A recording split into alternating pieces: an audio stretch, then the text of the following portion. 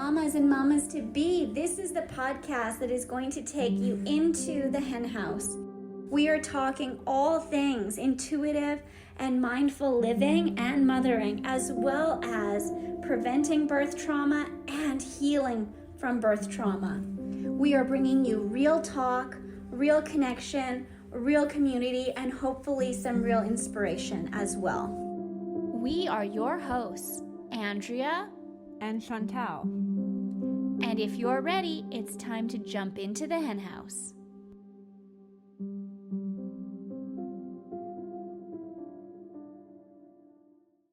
Welcome back, everyone. I am super excited today to have Terri Simmons with us. I am super excited about this interview. And she is a community midwife and a herbalist and a birth educator and mentor. And really, she also, which is super special, focuses on the reintegration and reclaiming of self, and really the process that is the birth of the mother and the rebirth of the self, going through the pregnancy, delivery, and postpartum period, which is absolutely beautiful and kind of rare. So thank you so much for being here today. I'm really thrilled, truly. Thank you for inviting me. Happy to be here. Yeah. So tell us a little bit about your background. We can kind of start with just a little bit of that. Yeah. And I think there can be some confusion as to kind of what midwives do and how they are trained and what makes them super, super qualified. Yeah. So, we're not all the same, but we all have the same passion for birth that all midwives have, all birth workers have. I came to this from a political place, actually. I wanted to do something that was radical, something on the edge, something that I could work outside the system and travel with and just work on a more intimate place with people. I was an herbalist first, and just kind of moved into it. When it came to me to be a midwife, I honestly didn't know what a midwife was. So I understand that people don't understand what midwives are because we were pushed out of the mainstream. Particularly around the 30s, 40s, all over the world, things started changing. But we as a whole have really great outcomes. And part of that is working individually with people. We see that prenatal care changes outcomes. Now imagine having that security and that can move into the birth and then into the postpartum with a really good midwife that makes it good for you, that it's a good fit for you. So I came, like I said, I came to this not knowing what it was. I just asked, I wanted to do something political, something with women, something with children, something with alternative herbal, and the spirituality was not on that list, but became very, very important to me. And in fact, in a spiritual space is where this, came out for me to be a midwife. So once I discovered I was going to be a midwife, I decided, okay, this does not look like an easy job. I need to just really dive in. So I was already traveling a lot. I spent time in Central America meeting with a bunch of midwives. I was on a sacred walk for the 500 years of indigenous existence in 1992. And then I went to school in 1993 in El Paso, Texas at Maternidad La Luz. And after 6-7 months, I had attended about 100 births, which is quite a lot. Some midwives spend their whole career and don't, do double of that. So that doesn't mean that I was skilled like someone who's done that over time, but it gave me a real good stepping point. So after that, I did apprenticeship and worked with other people for 5 years before returning to the same birth center to work for 5 years. So put my time in, really working closely with a large group of people.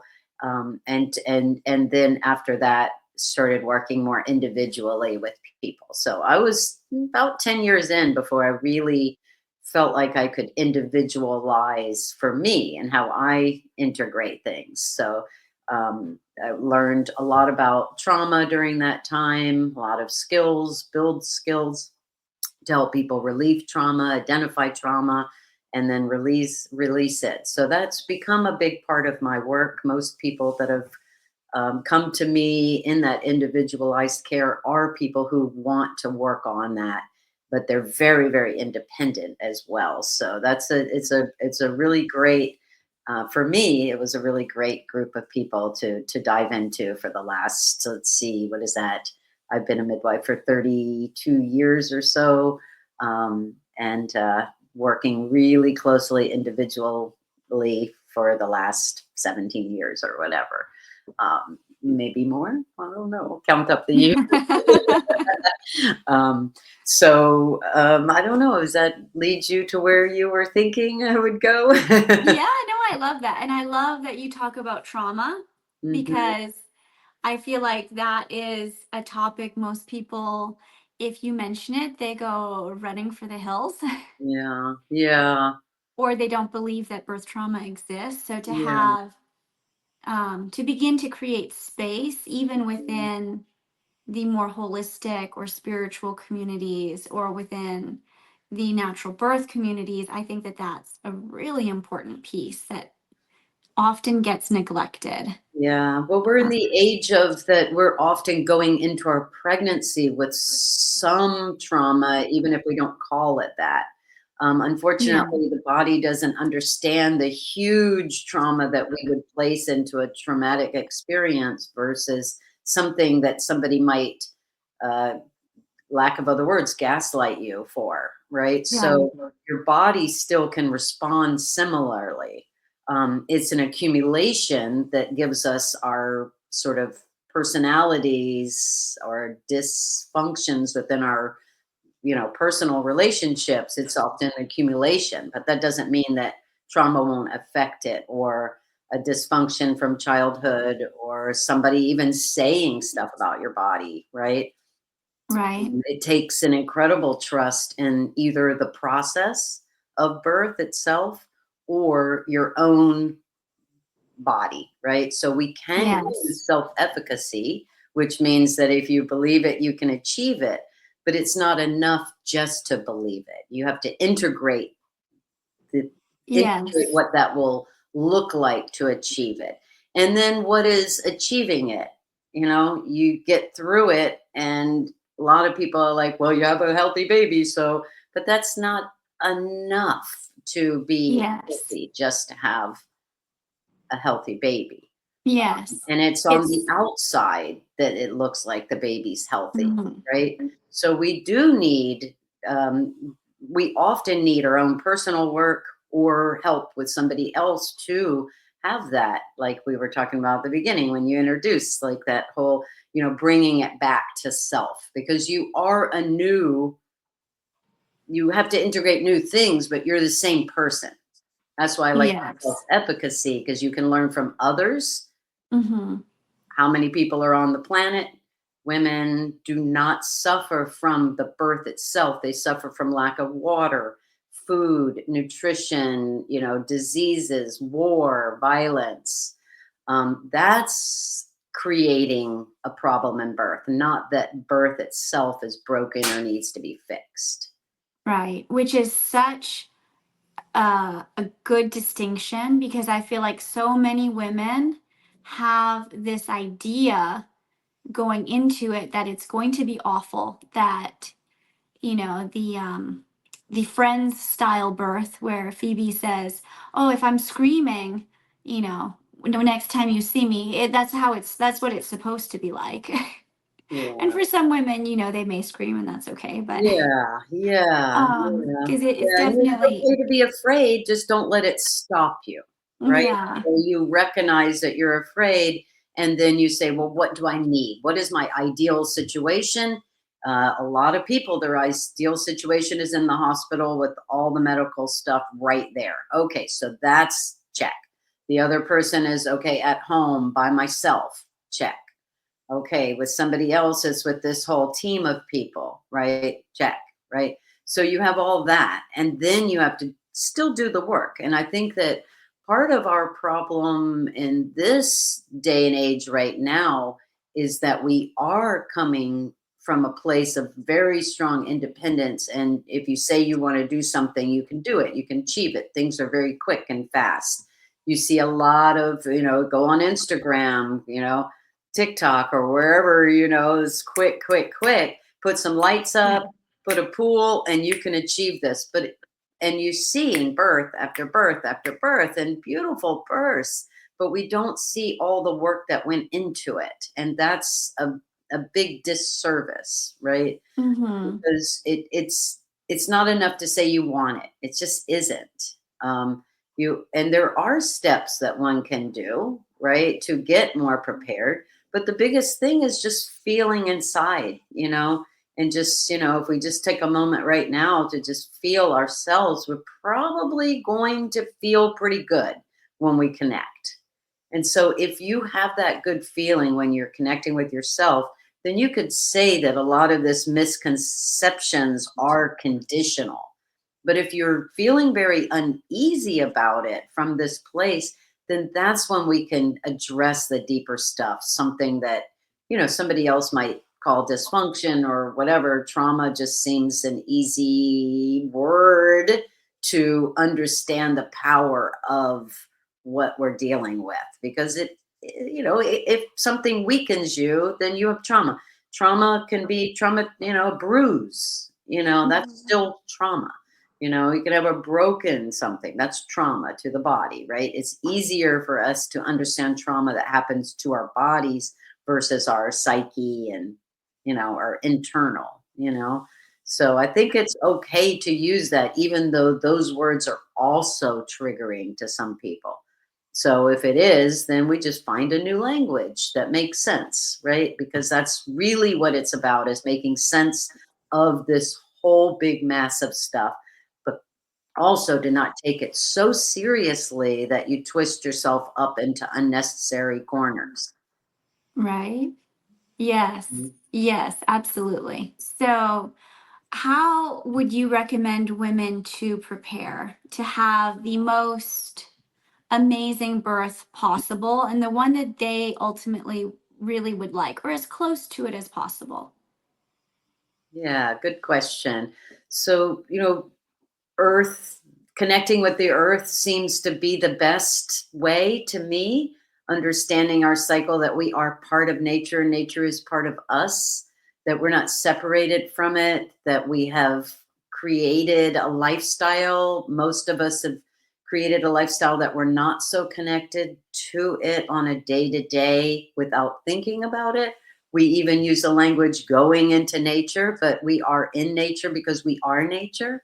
And so, really connecting with that, realizing that a fruit is not as good when it's not as ripe and full, and the tree decides that it's ready. The sun is optimal, the rain is optimal, all of these things, and that we it is designed very well. Like, our bodies are designed to survive. We all got here. We all survived birth. Everybody who's listening has that efficacy already right there, that we have made it. And we all have different journeys, we've all have different stories, but it's all magical if we see the magic. And so I think seeing the magic in birth is really a big part of this, to just connect here and say, wow, my story will be magical no matter what. And when we can do that, when we really feel like no matter what happens to us, it will still be a magical story, and we can start shaping it a little more. So connecting on that day to day, taking care of yourself. The baby will take your teeth if it needs the calcium, right? So taking care of yourself shares that love between you, because you are connected and you will be connected for quite some time. So, we do have like, oh, take time for yourself. Well, it's not everybody wants to take time or understands what that means or even likes to be disconnected from their child so they can do that self-care or do that. You know, you can do that while you're with the baby, and pregnancy is a great time to remember, to remember how to do that, because the baby's always there. It's always taking, but you don't have to say, hey, I think I'll feed the baby right now. I think I'll grow a toe.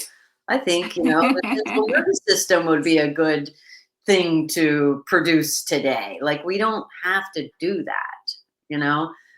It's happening regardless. And the baby is more protected right now inside than it ever will be at any other time. And so, really kind of connecting with that will help you move into the birth. That most women need to disconnect from their baby during the birth because it's just too hard to concentrate on the baby. But you're not disconnecting. It's from our thoughts we're disconnecting, but you're never disconnecting on the internal level. So understanding or accepting that helps to just let things go. And when you are working hard with your baby your whole pregnancy and you're like, okay, baby, let's go, let's go, let's go. They learn that, and that's great. They're learning the culture around them. But then when you have a self-doubt, that could also make the baby, not every time, but I have seen the baby starting to shift in labor too, because mama's like, I don't know if I can do this, blah, blah, blah. If it's brief, it's fine, it's go, But if it gets too deep, the baby says, oh, I thought I was doing the right thing, but now I need to shift because mama's telling me that things aren't going the way that she thought it should go. So let's go to where she's going. Now, I'm not saying this is overall, this gives us too much power. Babies come, they despite us, we can hang upside down and babies still can be born, right? We can be unconscious and babies still can be born, right? We can be alone, we can be in the middle of, how can we open up and have a baby like that with 15 people around us screaming at us? Like, they are going to come out. And if they don't, then we'll get help a different way. So, I just think it just like under shifting it, and in the medical establishment, they cannot tell us we can do it because that could be a lawsuit. So once you really understand that that's just not their job to do that, we have to find that on our own or with other people, right? To help us build that we can do it. And we don't really have to look that far back in ourselves when we had that power. Look at your daughter, right? The beautiful daughter knows she wants to do this, that, and the other. She just does it. She's not like, hey, can I do this right now? Unless the parents are like, hey, you can't do this. Most of the time you can't do what you want, right? We can parent that way too. But it doesn't give for the freestyle, right? So we can still live in our society. They can still go to public schools and be themselves, right? Just the same as when they're at a forest school, or a free school, or, not, unschooling. All of these, it can be the same thing. It's inside of us, and it's the most people that we trust the most are going to influence us on that. So I think that's really just like the basis of it, and just pulling out in yourself, and you can do that by writing, just like all your fears or all your aspirations. And when you are looking at your fears, how can you switch that into a positive? And when you're looking at your aspirations, how could you see how you could get, derailed, right? And I think that's a good way to start, like kind of building. One, how do you feel when you're around a lot of people? How do you feel versus alone? Those kind of things can really help what you're conditioned with for what your true self. So when I'm working with somebody, I'm just like, let's just keep pulling this stuff out, And the work that I have arranged for myself can be very private for the people that I'm working with too, because a lot of times it's just so hard to be vulnerable. And just because you're not vulnerable doesn't mean you can't heal. And when you are vulnerable, sometimes that takes away from the healing. So I've just adapted over time that I don't need to know all your story to help you move forward, but identifying, accepting, and then letting go. So Mhm. when you can do that in pregnancy, then you can do that with the contractions. You identify you have it going on, you figure out how to relax into it, and then you let it go. And it's gone. Minute, boom. You know, hardest minute of your life, one after another. However, it does go away, and it won't last forever. And it won't be worse than you really think it is, because we make up a lot of stuff. And when we're making up things, we can't let the natural rhythm come in. We can't let all the hormones come in because we're making up things. And so they can block the flow. So easier said than done, not expecting that anyone would just boom, be able to, because the work is real. The work is real. The acceptance is real. The trust is real. It will be, when it's your first time. That's why second babies often are so much easier, because you're just like, hey, well, I've done it. At least I've done it. It's like cooking a meal, a huge meal. If you've never done it, it's gonna take a lot longer. But once even one time, you're like, oh, okay, I know how to organize myself. I know how to organize my thoughts. I know, this part of it was difficult. So I'm going to focus on thinking about how that can be different, all of that stuff. So it is nice to sort of think of going into your first birth as if it was your second, going into parenting as if it was your second, right? Because then you're like, well, if it was my second, then I would know that I have gotten to this point, you know, Mhm. then I succeeded, whatever that means. I'm still here. My child is still here. So you can go in with a little bit more like, oh, wow, okay, I can relax a little bit because my body can do this, where it's really built into us to do it, right? Yeah.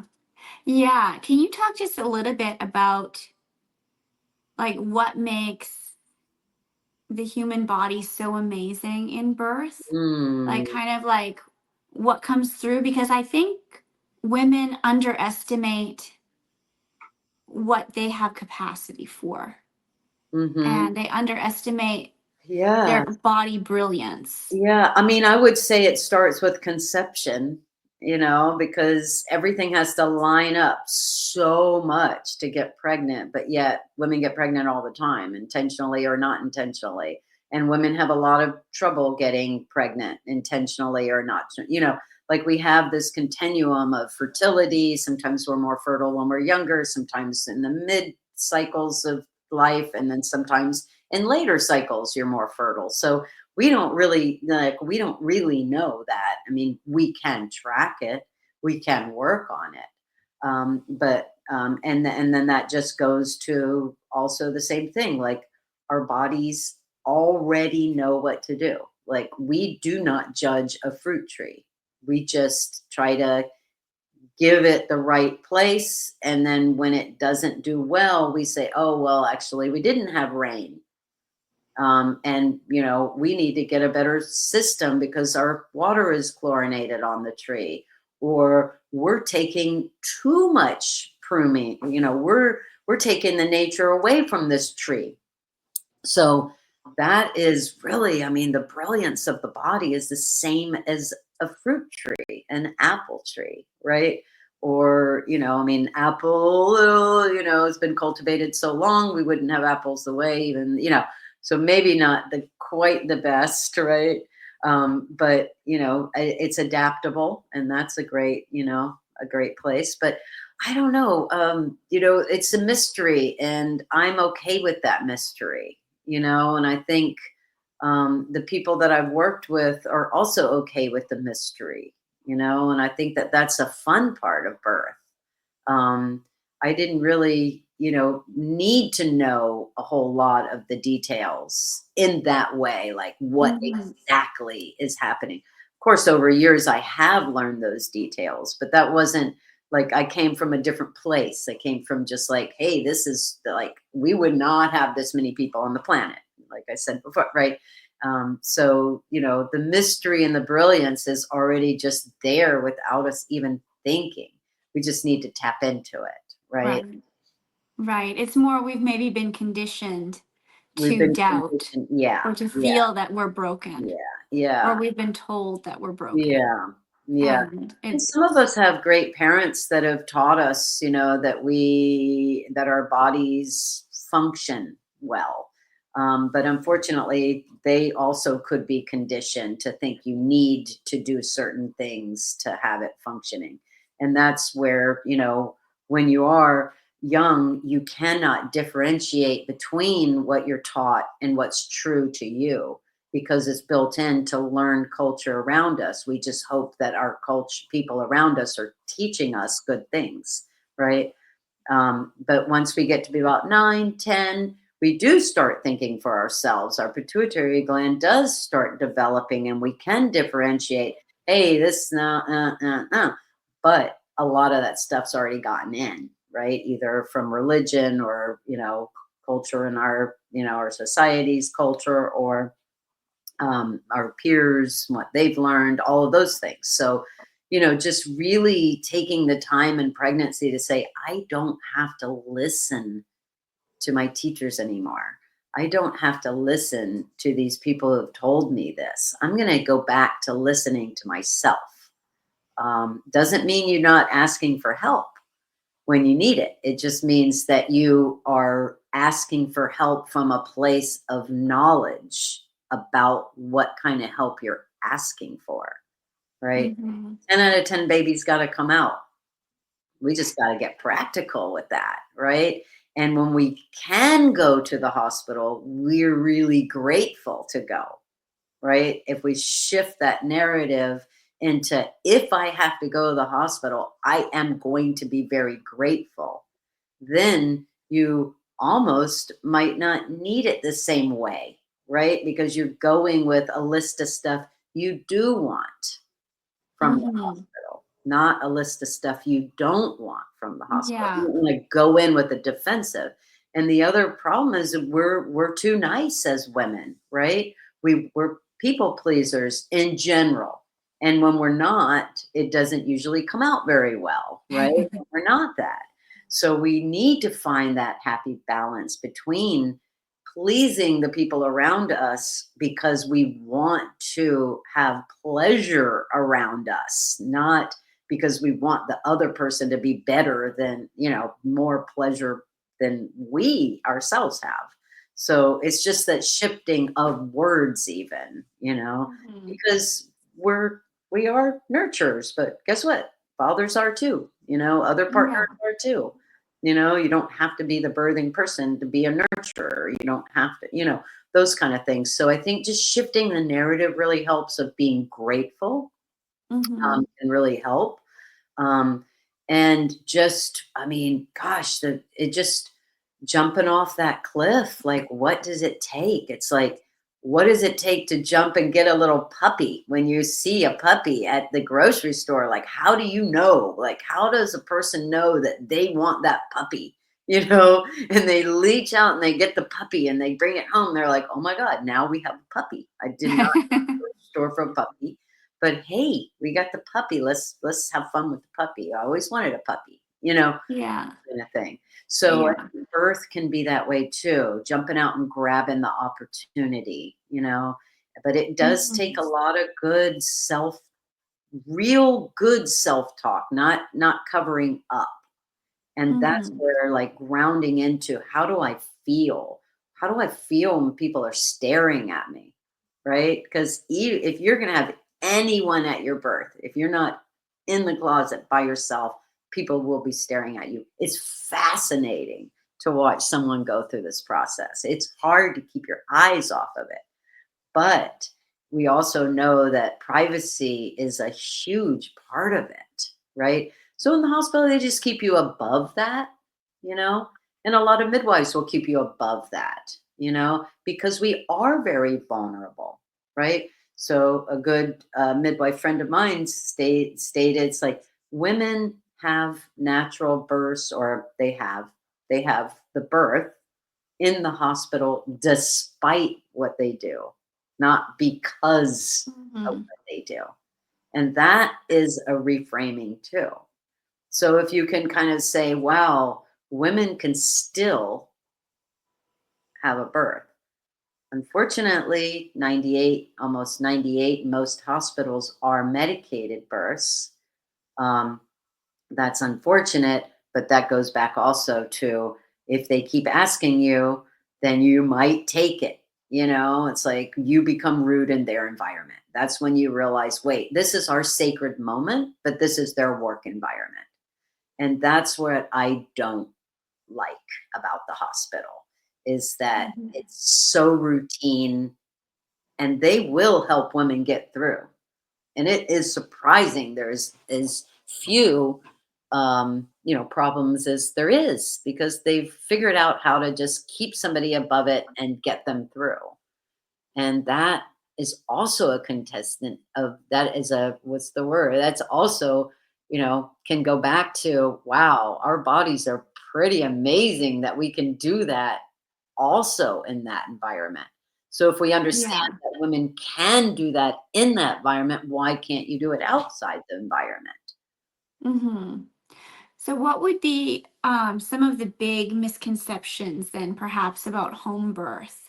About home birth, yeah.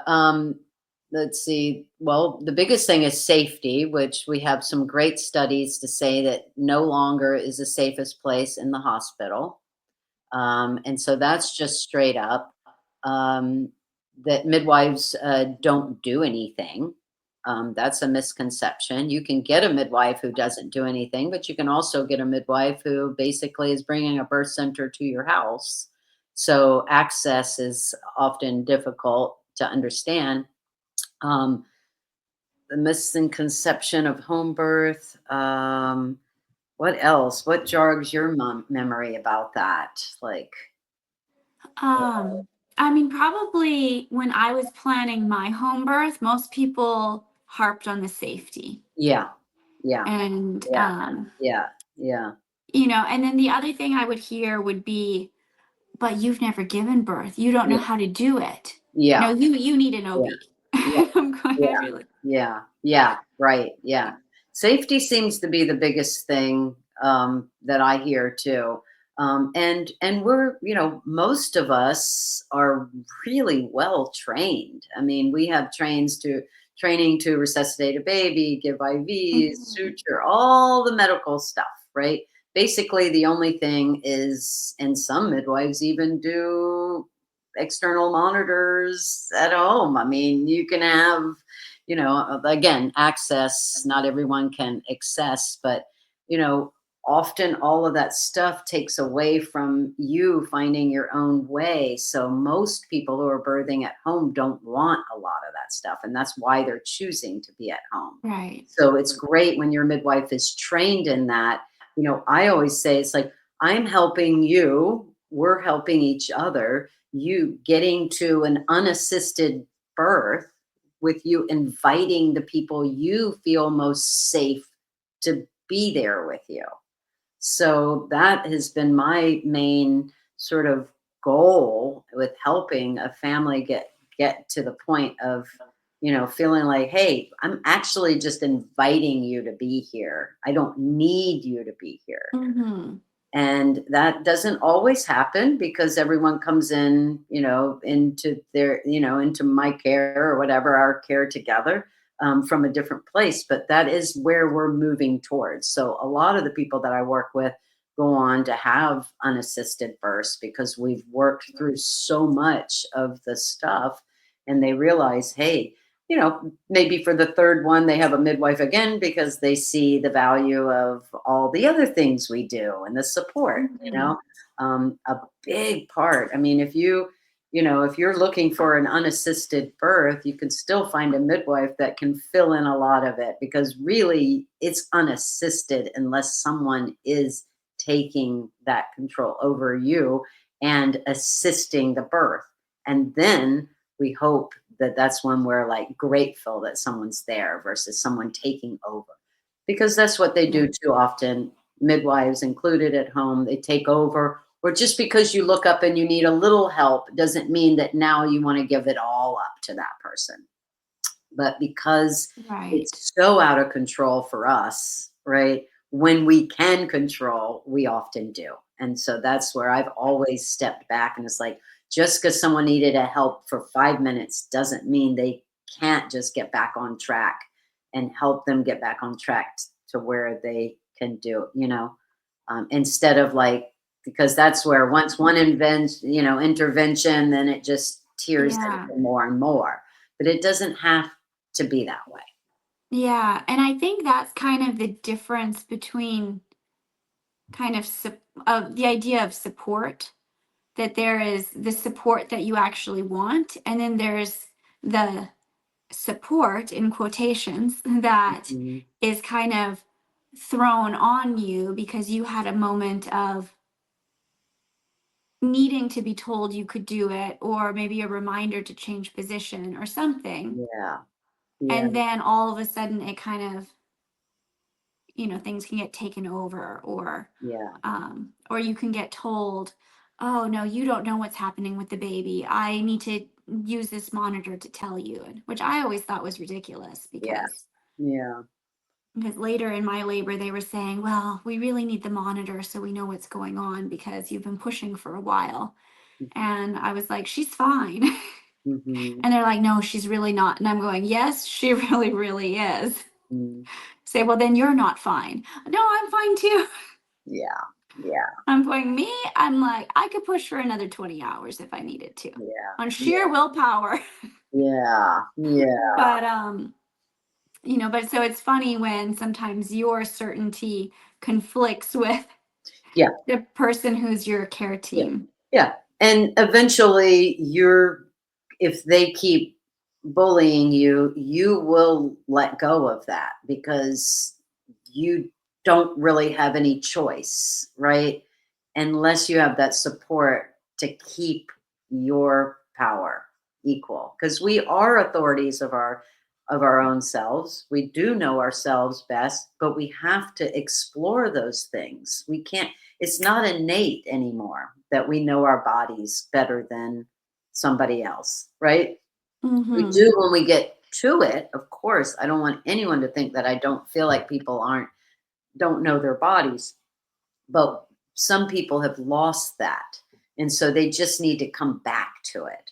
And so Yeah. that's why it's like a lot of midwives, they want to pull the stuff out of you. And in the hospital or in more medical settings, they want to pour the info in. Mm-hmm. And we are, unfortunately and fortunately, vulnerable to I say fortunately because it works for a lot of people, and they learn how to do it themselves when somebody can, help guide them, Yeah. I love also the distinction you made between the list of things you don't want Yeah. versus the list of things you do Yeah. want, and shifting the focus, and maybe even in looking for a provider, say, okay, Yeah. what is it that I Yeah. really Yeah. Yeah. desire? What are the outcomes I'm really aiming for, as Yeah. opposed to a list of the things, Yeah. you know, I Yeah, would maybe rather not. avoid. Right, right. Yeah, because that shifts it into a positivity, especially when you're transferring. Because the number one reason that, women transfer from the hospitals is that, longer birth, exhaustion. That's the number one reason. I mean, we can have some, situations where we got to go, and that's like the easier ones, right? You're just like, no, this is something we have to go for, and it's like, okay, great, let's go. We'll deal later with the feeling like, oh, I'm disappointed I didn't have a home birth. You can be disappointed and grateful. Like, there's no, people just want to cover it up. Well, you have a healthy baby, so No, I can be pissed off and really happy at the same time, you know? And when Yeah. we do break those things up into categories, I'm I'm pissed they did this. I'm happy they did this. I had a nice warm blanket and I got my baby in my arms. All of those Mhm. things can happen at the same time. And then we can separate them when we're healing as well. Like, so that we can advance, in our own mental, states, right? Because Right. the babies are designed to be the cutest things like your baby is the cutest baby to you, right? Like, oh yeah, you're like, Yeah. most babies aren't cute, but mine is really cute. And No, that's I was designed funny for though because I have always thought all babies are so cute. And yeah. then I had mine and I'm like, well, mine is so much cuter. Yes, exactly. It's so funny, huh? And it's like, like they talk about like the smell of a baby's head, and I'll joke about it. It's like this sommelier of Yeah. like baby's head. I'm like, oh, she Yeah. smells so Yeah. And that good. gives you that oxytocin flow, and you Yeah. can still get that. And so, we used to always cover babies' heads up with hats to keep them warm. But now, it's best to just pull that hat off. So when you're in the hospital and, somebody puts a hat on, sneak it off, make sure you kiss the head, make sure you smell, and really it's interesting also if you are going to breastfeed you any of those kisses and all of that is going to get into you and then produce the right antibodies for the baby if there's anything going on for the baby. A lot of babies come out with some sort of little infection or whatever, like not a big huge infection, but something, a disbalance of pH or whatever, however you want to call it. I called it infection, but that's not necessarily, but you know like to balance out for health. So it's pretty cool, and Yeah. it is really important to hold that sacred hour, the golden hour where you're just looking at your baby and you're not disturbed and you're not having to do anything. However, it's okay if that doesn't happen or if you can't do that for some reason. You Bonding happens over time too. Some women are just immediately fall in love with their babies and others don't, like it's okay. It doesn't mean you don't love your baby. It just isn't how you do this, doesn't mean that you won't grow into it.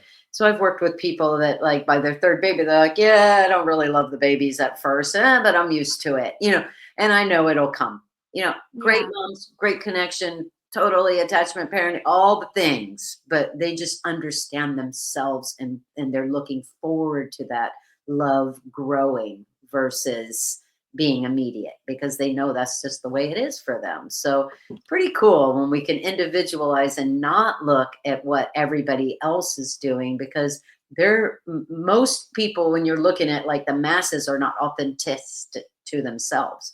That's just Hmm. what we do, right? We all wear the same kind of jeans. That doesn't mean those jeans are that comfortable. You know what I mean? It's just like, hey, these are the cool jeans, so I deal with the uncomfortability because they're cool jeans and, or whatever. Right. Or I have my, Right. of my little, thing about myself and the way I like to wear, or whatever, Yeah. So it's good to remember that we can look out and look in, you know? Hmm.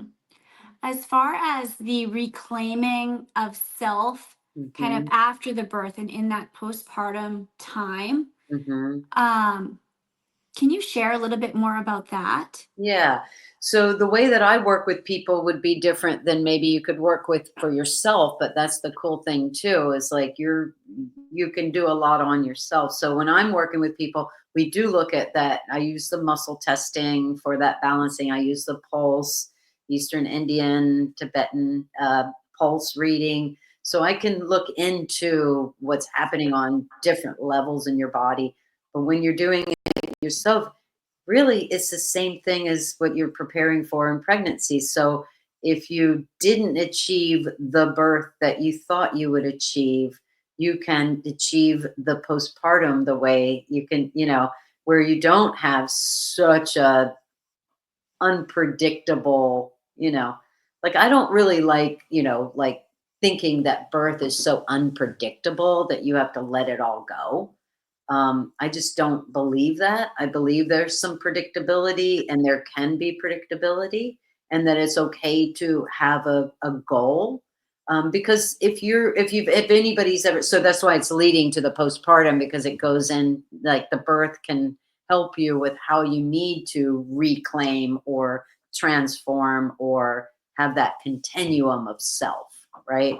So if you're working on a big project, just because it's hard doesn't mean you're going to quit all the time, right? Mm-hmm. So, using that self-efficacy again of how you work with things. So, the biggest part is that you'll never be the same, and that's okay. You don't have to work towards being normal, because there's a new normal. So a lot of those things look like doing too many chores in the house to be normal. Well, I like vacuuming, or I like having a clean house, so I just wanted to feel normal. Like letting go and breaking down all of that stuff. And of course, if you can, set up your support for afterwards, it's going to be a lot easier. But a lot of times people don't even know what they'll need, or they don't feel comfortable about asking people for help. So, but it seems to be about diving in, and just as you think, oh, I need to, you go deeper, and just keep going deeper and keep just thinking, well, why am I lying here?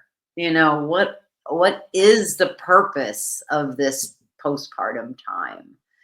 So the body, just from the mother's perspective, is now shifting into this major milk. And you do have to think about it, because you have to, it's an obvious thinking about, right? You got to pick the baby up, you got to keep the baby there, all of that stuff. You can have somebody else feed the baby on the outside, and that's fine too. We eat out. If you eat out, then the baby eventually will eat out too.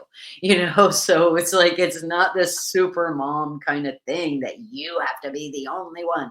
But if that works for you and that's pleasurable for you, then awesome. Um, that's great. Some people don't eat out because they don't want that unpredictability, and that's fine too, right? So we have to look at our lifestyles, but we do have hormones working against us for that 6 to 8 weeks. Our brain is shifting and will not like unshift for 2 to 2.5 years. So our brain is redeveloping after a birth, and fathers and part non-birthing parents can also get that but they have to work harder at it, because it's not going to be forced upon them. But at the same time, a woman can stay away from that redeveloping too by not sinking in too much. So we have to work at it too. But it's built into us as a human nature to transform when a baby comes into our community. So that is really important. Your body is like readjusting, because everything gets pushed out and it needs to settle and find a new place. So lying flat and learning how to breastfeed on your side, both sides on your back, and sitting up and doing a lot of different positions instead of just crunched over and lights on every time and all of that. I know when you're learning, that is often what happens, but just really consciously bringing the baby to you in a comfortable position will help that. When you have a good posture, things can settle well. Your confidence is higher when you have that. So keeping good fluids in so that you don't have those aches and pains, eating really well, all that stuff, warming foods so your body doesn't have to use up any extra energy by keeping, by warming the body up, those kind of things, keeping your baby really close to you, all that, skin to skin is helping you and the baby. Mm-hmm. All of that stuff. So just really keeping a real calm atmosphere is obviously the best. Some people have really fun, chaotic lives and they're happy with that. Lots of kids running around. I would never perceive that one thing is right for one person versus another. But, like if you're happy, then baby's happy, right? So it's Yeah. actually pretty simple, when we watch how it's designed. We complicate ourselves with needing gadgets and whatnot. But sometimes those gadgets, like a good nipple shield, will keep you breastfeeding when everybody's telling you don't do it. If you have an instinct to do it, one day that thing will be across the room, or it'll be falling on the floor and dog hair on it, and you'll be like, okay, I guess I'll try it without it, and you'll do Hmm. it without it. And the baby will have a chance to develop, because one of the things, like breastfeeding, is, yes, milk going in, but it's also developing everything. So as you know, good chiropractor, good cranial sacral person, a good person that can help with the baby, you and the baby can help those flows going, and that can really help reclaim your body, Yeah. right? Reclaiming only means feeling comfortable in the new state, right, that your body's going through. And we've already have that. We already have had that in our lives. When we get breast, well, okay, some of us remember that or not. It's like, oh, I really liked my body before. Oh well, by the time you're through a couple of years, you're like, oh well, this is my body. And so really learning to just accept ourselves, um, and getting the help to accept ourselves if we need to, right? Yeah. And that I think is so beautiful because there's also in society a bit of it's an interesting dichotomy because I feel like women when they're pregnant get told, "Wow, you're so beautiful, you're glowing. This is Mhm. like gorgeous, goddess, Mm. whatever." And then in postpartum they're like, "You look tired. Wow, Yes, your body like you look a little trashed." right. Like it's like, "Oh, And a oh lot my of goodness." that is not taking the time. So it's really important, for all over the world. Of course, it's changing now, and it is what it is. But, that 40 days is a reason, because of those muscles working against you. So that's the tiredness, right? Is that you don't have a good flow through the day. So you're like exhausted at night because you're trying to catch up, right? And not having enough help, right? Yeah. And those kind of things. But often it's just about letting some things go. And Yeah. that doesn't mean your rest or your food, water, that kind of thing. Yeah. Well, And the also house just one of the might be things, dirty, and that's okay.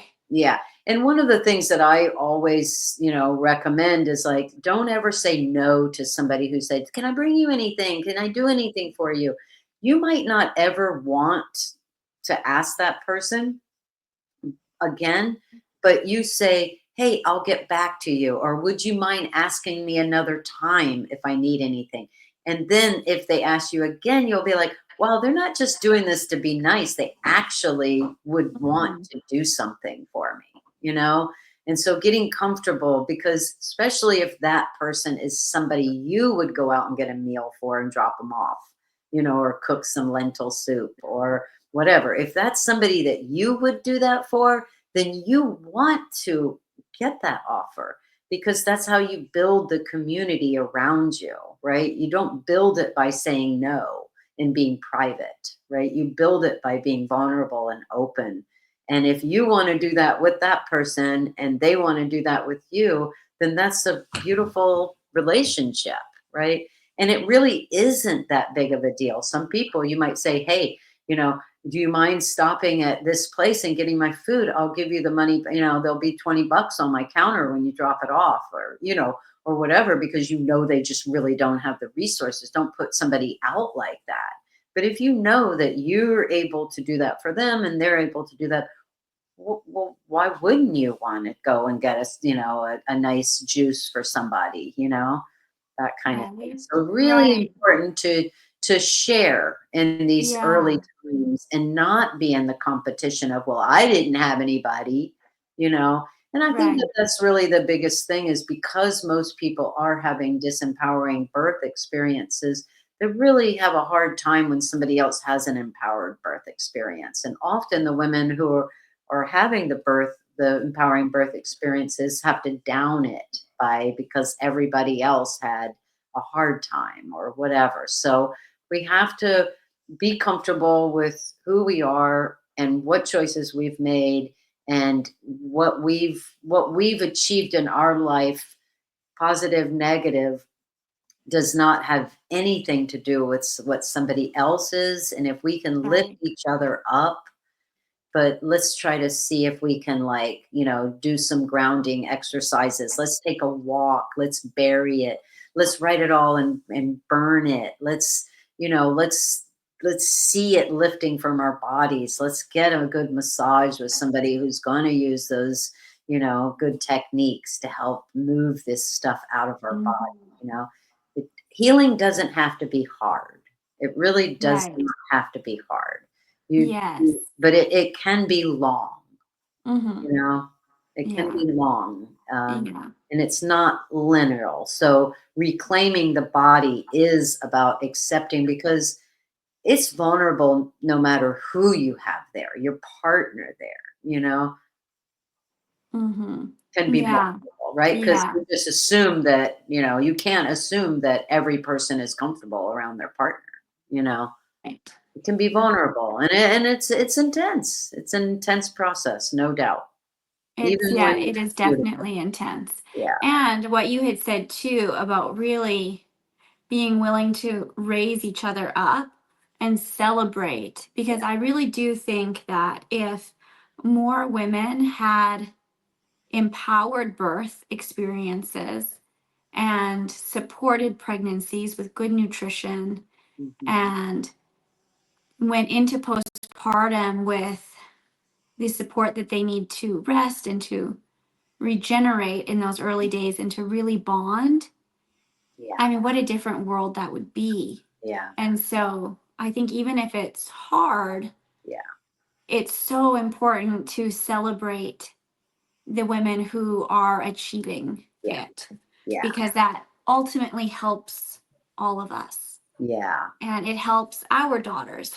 yeah. Because, And our I hope, sons, yeah, I hope mm, that when my daughter is potentially having babies, the world will be a kinder place for birthing women, is yeah. my And it's going hope. to take all of us, not just the women, right? It's going to take Yeah. the whole Yeah, everyone. continuum to Yeah. be celebrated, really. Yes. Mhm, Yeah. Because the partners who show up and advocate and support and put in their work as well to show up mhm, is also a really amazing thing. And the yeah, birth, people who work in attending births and supporting birth as well yeah, play a huge role. yeah. And I have a few, like, sort of lines that I suggest people get comfortable with in case they have to go to the hospital, or they're interfacing with even with me about, a procedure or whatever. It's like, hey, I'll get back to you. You're not saying no to it, you know. It's like, hey, you need to sign this consent form. It's like, okay, good. Come back in a couple hours and I'll get back to you. I need to think about it, versus like, no, I don't want that. It's this kind of doesn't put people on the defensive as much, and we shouldn't have to think about what their feelings are, but because they can take so much power over us, and the last thing we want to do is fight in our birth. We want this to be a positive experience, that can change it into a positive experience. Like, thank you so much for this information. I'm going to get back for you. That's not making you lose power. It actually gives you a moment to, think about it. But we want to have that equality because, like I was saying, we are the authorities. We will meet authorities, but we can meet together as equals in our own authority, right? Mhm. To me, that is the place that I'm always looking for, is that, yes, I'm the authority. Yes, you're the authority, and we can meet. And I call it radical collaboration because I believe that that is the safest way. It's not all my responsibility. It's not all your responsibility. ultimately you're making the choices to come in, but ultimately I'm making the choices of what I'm, suggesting or, guiding or, even asking a question, all of that. So it is my responsibility, but it's not all, it's a shared responsibility. And I really hope that one day we'll be able to understand that in or outside of the medical, um, because not even, not everybody feels that way outside the medical establishment either. Mm-hmm. Ultimately, it is your responsibility to make the choices that you're making because you would have to call me. You know what I mean? Like, you're calling me and that kind of stuff. But so I don't want to take away from what you as the birthing person is and the authority, ultimately. But just understanding when we have an interaction, it's two people coming together and that we both can do that from an equal place.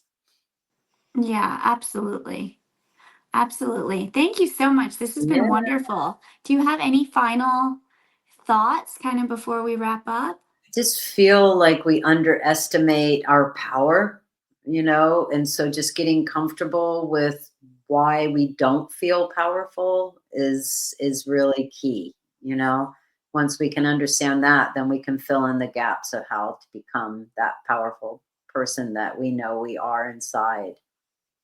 Yes, I think we all have more power than we realize. Mhm. Yes. Well, thank you so Yeah, much. I thank really enjoyed you. this. I'm so grateful for your time today. Yeah, it's been a great morning.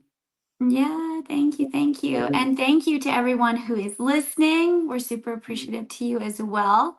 And I will get all of Terry's information to put in the show notes if you want to connect with her in any way after we close up here. So thank you, Work with everyone. people all over the world, so we can do this virtually or in person. Yes. So Okay, awesome. great.